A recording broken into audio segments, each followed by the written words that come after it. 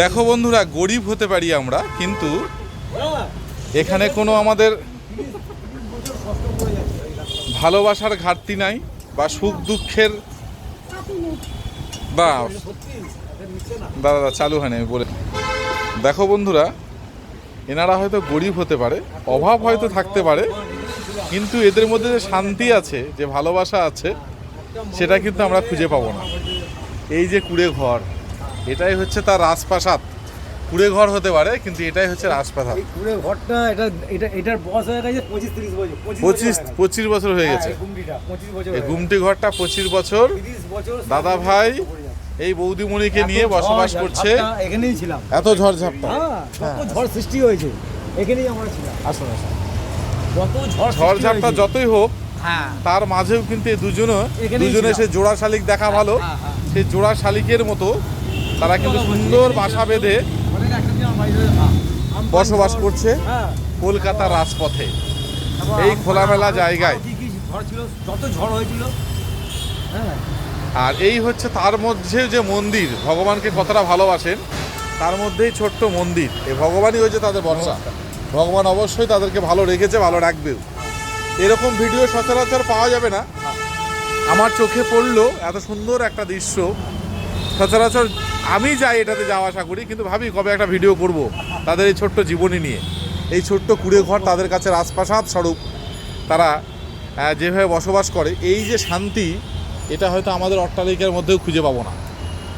এই কখনো কখনো দুজন এখানেই পথেই শুয়ে থাকে ঝড় বৃষ্টি উপেক্ষা করে, কিন্তু একটা মানুষ বলে না শান্তিতে ঘুমায়। আর ছেলেটা খুব ভালো, এমনি হয়তো ও শারীরিক প্রতিবন্ধী হিসেবে হ্যান্ডিক্যাপ, 3বার অপারেশন হয়েছে বলছে। হ্যান্ডিক্যাপ, পায়ের অবস্থা খুব খারাপ, হাঁটতে পারেন না, তো তার মধ্যেও নিজে পরিশ্রম করে নিজের অন্ন সংস্থান করে। আমি একা পরিশ্রম করি, আমার বউ অনেক পরিশ্রম করে। ওই যে বৌদিমণি করে, পরিশ্রম করে রান্না করছে সুন্দরভাবে এই রাস্তার উনুনে। এটা কিন্তু বিরল, আমরা দেখতে পাবো না, বা কলকাতার রাজপথে এটা হতে পারে, এটা কিন্তু অসম্ভব। কাঠ খড় কোথায় থেকে সংগ্রহ করে তারা এই ছোট্ট সংসারে বসবাস করছে শান্তিতে। আমার এই ছবিটা চোখে পড়ে, আমার ভীষণ ভালো লাগে দাদাদের এই ভালোবাসা দেখতে। তার কারণ জল বৃষ্টির দিনেও এটাতে যাচ্ছি, তারা গুটিসুটি বেড়ে এখানেই রাত কাটায়। আবার প্রচণ্ড শীতের কনকনে ঠান্ডার মধ্যেও তারা কাক ভেজা হয়ে গুটিসুটি মেরে এখানে থাকে। কিন্তু তাদের ওই যে বললাম শান্তিটা এদের মধ্যে যা আছে, আর ভালোবাসা যতটা আছে, সব উতরে পার করে দিয়েছেন, কোথাও যায়নি। কারো বাড়িতে আশ্রয় আমাকে দেয়, এখানেই ছিল এই রাজপথে। এত গাছ একদম গায়ের মধ্যে নুয়ে যাচ্ছে, কিন্তু কিছু হয় না। দেখো, আবার ঠাকুর ভক্ত, নিজে ঠাকুর বানায়। আমি ভিডিওটা হয়তো অতটা ভালো করে দেখাতে পারবো না, কিন্তু তার মধ্যেও এই যেটা রেখেছে কলকাতার রাজপথে, গাছকেও ভালোবাসে। তুলসী বেদি এখানে রয়েছে, এই যে রাধা মাধব রয়েছে এখানে সুন্দর। আর তার মাঝে আবার এই যে মন্দির, তাদেরকে ভগবানকেও রেখেছে সযত্নে। কখনো কখনো দেখি রাস্তায় যেতে ভগবানের সেবা করছে, এমন করে তাদেরকে পরিষ্কার পরিচ্ছন্ন করে কি করে ভালোভাবে রাখা যায়। এখানে কিন্তু ফ্যান নেই, এখানে আমরা এসিও নেই, কিন্তু এই গাছের হাওয়াতে, প্রাকৃতিক পরিবেশের মধ্যে এই দুটো পাখি বলবো বসবাস করছে। তাই সবাই আশীর্বাদ করবেন, এরা যেন এভাবে পাশে ভালোভাবে থাকে। আর কোনো রকম আমি দেখিনি এদের যে বড় লোভ, বড় আকাঙ্ক্ষা, বড় ইচ্ছা। শুধু আশা করে যে এই পথে যেন আমি শান্তিতে দুজনে থাকতে পারি, এটুকুই। দিন যেন পার হয়। তো যাই হোক, যদি ভিডিওটা ভালো লেগে থাকে আপনাদের, তাহলে এদের জন্য, অন্তত এই অসহায় মানুষদের জন্য একটুখানি লাইক, কমেন্ট, শেয়ার করবেন। আর আমি কথা দিলাম, আমি যদি এই ভিডিও থেকে কোনো কারণে কিছু আপনাদের শেয়ারে, লাইক, কমেন্টে কিছু টাকা পয়সা, অর্থ উপার্জন হয়ে থাকে, সেটা আমি অবশ্যই এদের জন্যই আমি সেটা তাদের হাতেই তুলে দেবো। এটা আমি কথা দিলাম আপনাদের সামনে। তো রোজইভাবে এই ভিডিওটা করব, কিন্তু করা হয়ে ওঠে না, তো ব্যস্ততা থাকে অফিস যাওয়া আসার পথে। বৌদি কেমন আছেন? ভালো আছেন তো? আনন্দে আছেন? রান্নাবাড়ি হচ্ছে আজকে? কি রান্না হচ্ছে? এই মাংসটা না থাকলে ডিমের ডিম দিয়ে আলু দিয়ে তরকারি, ডিম ভাত। এখানে ডিম ভাত পাওয়া যায় না, ডিম ভাত। দিদি যে মানে ডিম ভাত, দিদি বাড়ির সামনে ডিম ভাত দেয়, ওখানে ডিম ভাত নিয়ে এসে বাহ ফুটিয়ে নিলে। ও আচ্ছা, ওইটা নিয়ে ওই ডিমটাই ফুটিয়ে নিয়ে রান্না করছে।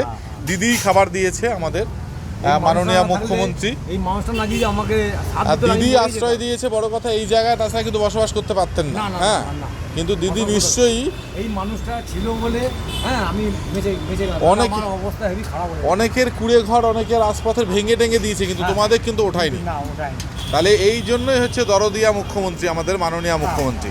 এটা বলতেই হয়, কিন্তু এটা হচ্ছে সত্যি আমরা কৃতজ্ঞ যে এই মানুষগুলোর জন্যই দিদিভাই ভেবে থাকেন। এই যে ঘরটা দেখাচ্ছি, এটা কোন কোন কোন শহরে থাকবে, কোথায় থাকবে, এই তার ঘর, এই তার সংসার।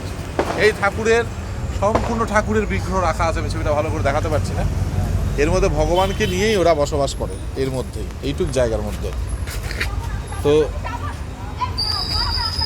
তো নিঃসন্দেহে এই কলকাতার রাজপথে এই কুড়ে ঘরে তাদের যে কতটা শান্তি, কতটা ভালোবাসা লুকিয়ে আছে, এটা হয়তো আমি বারবারই বলছি, রাজপথে পাবো না। ভাই, আমার বউ না থাকলে আমি মরেই যেতাম।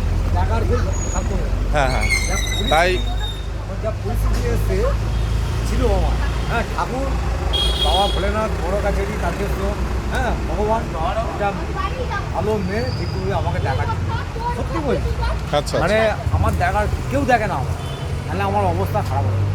আজ আমার বউ ছিল বলে যাত্রা আমি বেঁচে গেছি। বাবা, খুব ভালো। হ্যাঁ। তো আমার ওই কাজ একটা কতদিন হয়? গান আছে, প্যার আমার- কা ইয়ে বান্ধন হয়, তাই না? আমি একটা মিথ্যা কথা না, সত্যি কথা বলছি। আমার বউ না থাকলে আমি মরেই যাবো। আমাকে এ কেউ বান্ধন তো প্যার কা বান্ধন হ্যাঁ, হয়, প্যার কা বান্ধন। বান্ধন হয়। তো যাই হোক, ভালোভাবে এভাবে থাকুন, হ্যাঁ, খুব ভালো। আমি কথা দিলাম এই সন্ধেবেলা চোখে পড়লো ভিডিওটা, তাই আপনাদের দেখে মনে হয় যে ইচ্ছাও জাগে, এই ভালোবাসা থেকে শিক্ষা নেওয়া উচিত আমাদের।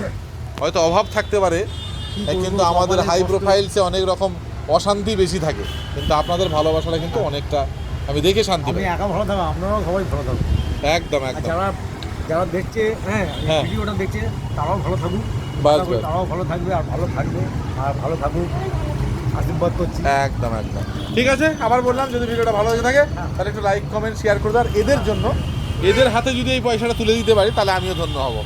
Thank you, tata, bye by.